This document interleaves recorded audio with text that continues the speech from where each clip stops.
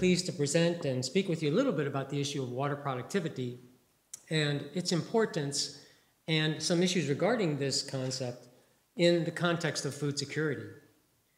We mentioned a little bit earlier the notion of urbanization and the fact that the world is urbanizing, and we're somewhat well aware of that. And yet, even though the world is urbanizing, by 2050, the number of people living in rural areas will be about the same as it is today. Today, there are about 3.4 billion people living in rural areas. That number is going to be about the same in 2050. The rural population in China is already declining, but the rural population in South Asia will continue increasing somewhat for some time before it begins to diminish. Same is true for the rural population in sub-Saharan Africa. So we're still going to have a population of about 3.4 billion. Most of those people will still be engaged in agriculture. Most will still be smallholder producers. Most will be struggling to gain and sustain access to the resources they need to produce crops successfully so that they can generate livelihoods, they can hopefully have access to food, be food secure, and also be nutritionally secure. Part of that effort will require that they obtain and maintain access to water and use water and other inputs wisely in agriculture. So we need good input from water management scientists in collaboration with all the other physical and social scientists to ensure that we're using inputs wisely, including water, as we go forward, particularly in smallholder agricultural settings. It's in this context that I'm interested in the discussion of water productivity and as it's presented in the literature. And as I go through my discussion of water productivity here over the next few minutes, I'm speaking specifically about the term as it is defined in the literature, and I'll discuss that in the first couple of slides. And my primary concern, as you'll see, is that I'm not sure we're treating the subject correctly, and I'm not sure we're deriving helpful information from much of the work that we're doing in which we are reporting out estimates of water productivity. And I think this is important because the topic itself is critical in terms of how we use water and other inputs in agriculture. So, very briefly, I'll just review the definition so that we're all on the same page in terms of how I define water productivity as it's defined in the literature, brief history, current use of the term, some inherent limitations, which is where I'll spend most of my few minutes, and then talking about a better way forward. The definitions are very straightforward. Water productivity has been defined by some folks in the water management business as either a measure of crop output divided by the amount of water applied, or crop output divided by the water transpired. Most folks like to use the second of these because it's the evaporated or the transpired water that actually leaves the system for the moment. However, we also see reports of the water productivity applied water version where we're dividing crop output by water applied. So the units of these are usually kilograms of output per cubic meter of water, either applied or transpired. You hear the terminology often and see it in the literature also that we want to maximize the crop per drop. There's an inherent notion, given the way that water productivity is described in the literature, that higher is better than lower, and that we want to maximize crop water productivity. We see this and read this often in the literature. Brief history was introduced in the mid-1990s, largely by some folks at the International Water Management Institute and some other scholastic institutes, David Molden, Wim Bastiansen, some fine water scholars. They really developed this terminology while they were enhancing remote sensing technology, and they were doing large basin studies estimating evapotranspiration using satellite imagery. When they did that, they were then able also to estimate crop yields because there's a fairly good relationship between evapotranspiration and crop yields. So then they had estimates of crop yields and estimates of ET, and lo and behold, if we divide one by the other, we have a ratio, and we can call that water productivity. And water productivity then became something that folks could calculate because the data are fairly easy to put together. And then with some emphasis in the literature, it gained quite a bit of traction, and the applications of this terminology of calculating this ratio expanded and increased quite a bit in the 2000s and is in very frequent use today. Many, many papers are published on the topic of water productivity. If I do a search in Scopus on water productivity and agriculture or irrigation, we see that articles published in the literature took off in about 2003, 2004, which was the date at which a book was published on water productivity, a CABI book, edited by some folks at EME and elsewhere, many different articles on water productivity, and that spurned this increasing interest in the literature. Nowadays, in 2014, 2015, we get about 3 papers a week published on the topic of water productivity. I know because I have an email alert, and I get the alert every time I get up in the middle of the night, here comes another one. They just keep coming. Anyway, current uses. Many folks who calculate these estimates of water productivity like to define and describe optimal strategies. How can we manage water to get higher levels of water productivity? Many calculate water productivities either across observations in different irrigation schemes, in different countries, in different regions. I just received a paper last week where authors have estimated water productivity across 30 or 40 provinces in China for 5 or 6 different crops and compare estimates across provinces and crops.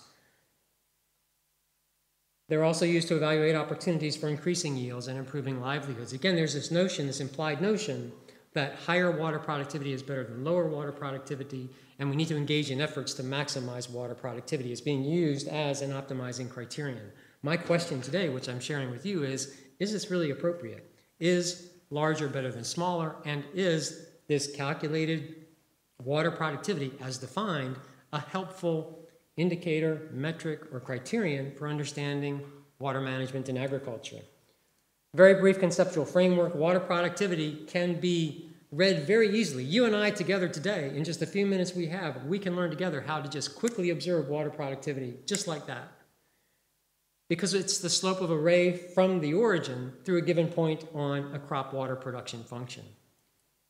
Let's just work in applied water space for the moment. If we just take a look at a typical production function of crop yield as a function of water, this curvilinear might be somewhat quadratic in shape. The curvilinear part here, which describes crop yield as a function of applied water, increases, reaches a maximum, and declines. Pick any point on the function, perhaps point A.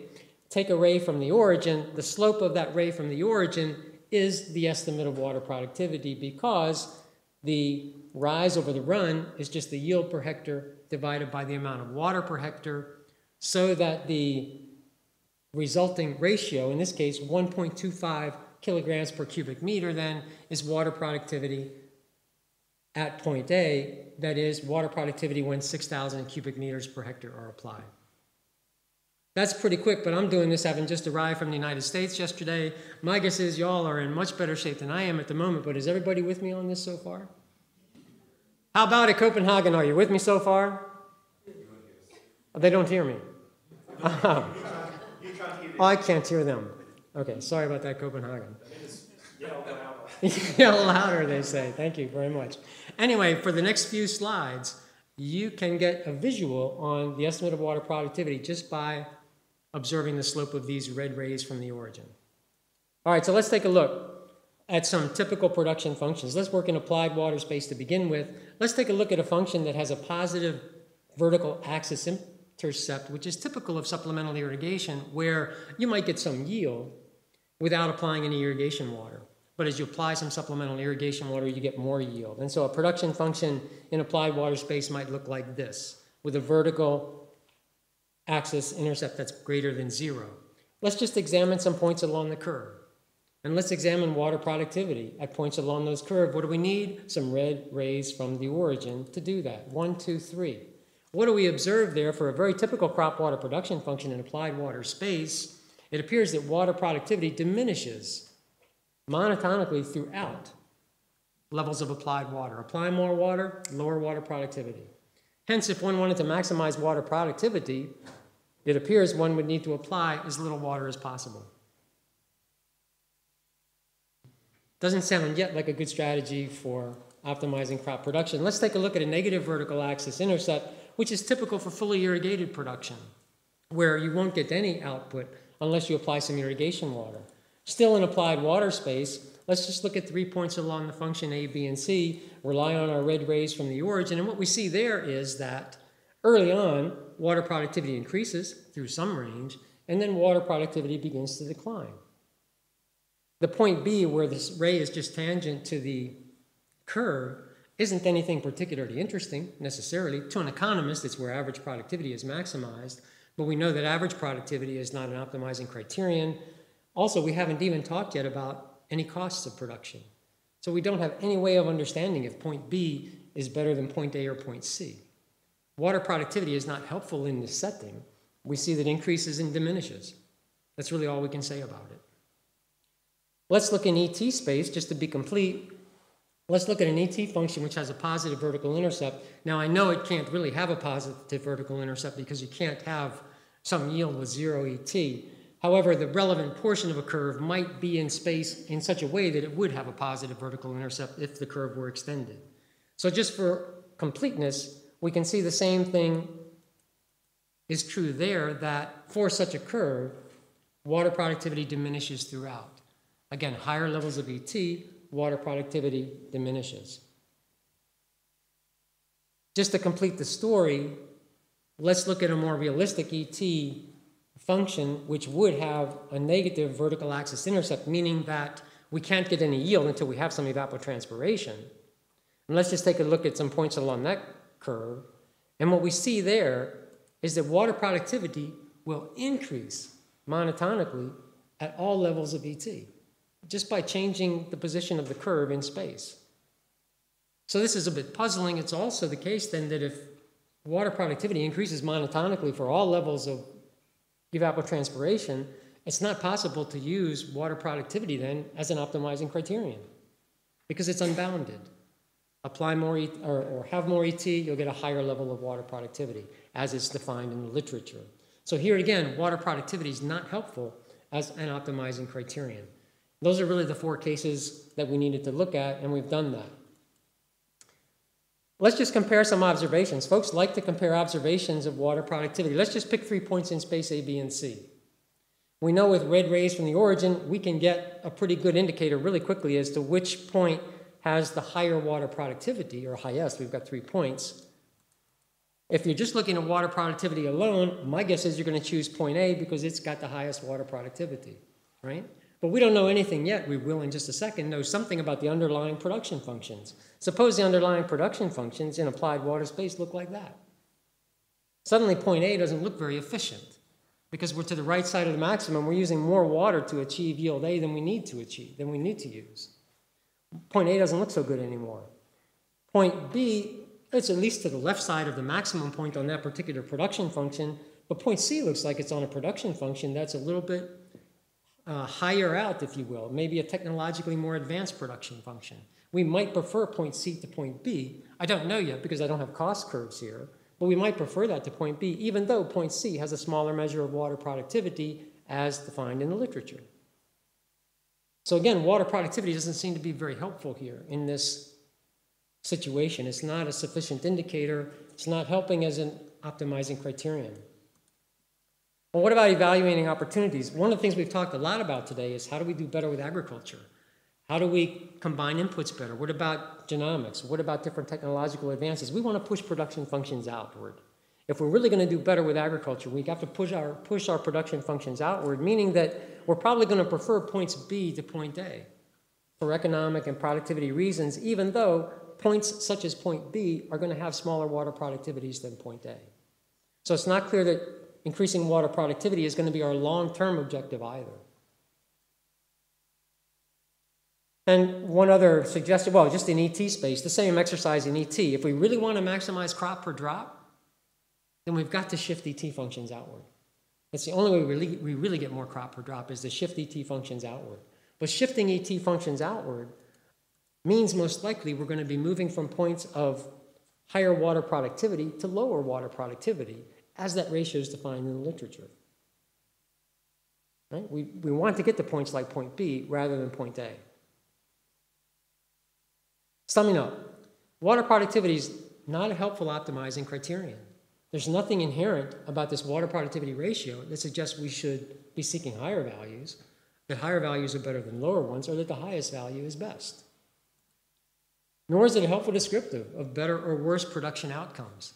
We haven't taken a look at any economics when we're looking at this calculated ratio of water productivity, and we haven't said anything about what those underlying production functions are. So as authors and researchers go about calculating estimates of water productivity across locations or across time without taking any attempt at understanding what those underlying production functions are, they're not really providing us with the information we need to evaluate production opportunities or outcomes. Water productivity is not a helpful guide regarding initiatives to increase farm output or enhancing livelihoods. There's just not enough information. There's not enough context in these ratios.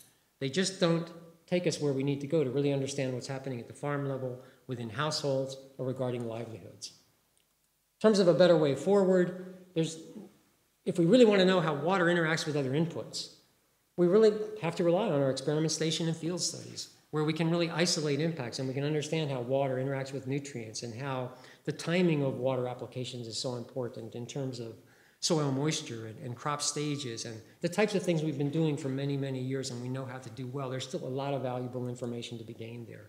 We also need to continue to do more farm household panel studies.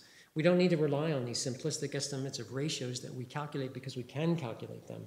We need to do the harder work at really ferreting out what these interactions are and what our opportunities are for improving livelihoods by getting out there and interviewing farmers and working on panel studies. We need to do much more with risk, uncertainty, and stochastics, and I'm delighted to see the work that Quentin and others have already started on these risk aspects of decision making. It's risk at the household level that drives so much of what these households have to do and what they can do in these smallholder settings. And while we're speaking about stochastics, here's a secret just between you and me, because I'm not, maybe it's published already. I don't know if this paper's out yet or not. Estimates of water productivity are ratios of random variables. Yield is a random variable. It's a draw from a probability distribution. The denominator, the water applied, or the crop ET in particular, is also a random variable. So you've got ratios of random variables in these calculations of water productivity. Trying to compare these across locations or across points of time becomes quite complicated because ratio variables are not distributed according to normal distributions.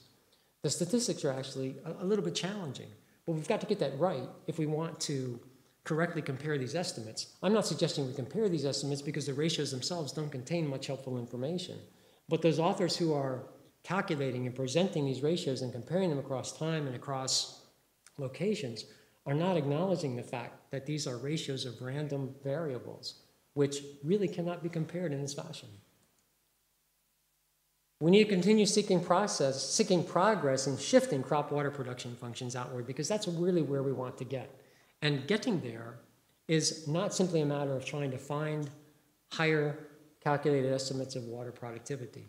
We've got to do much harder work, and we're all capable of doing it, and science is there for us to take to use to this task, and that's where we really need to go, and not rely on calculations of water productivity. So as you read these articles and as you see folks talk about water productivity, please ask yourselves a little bit more carefully, what's really here?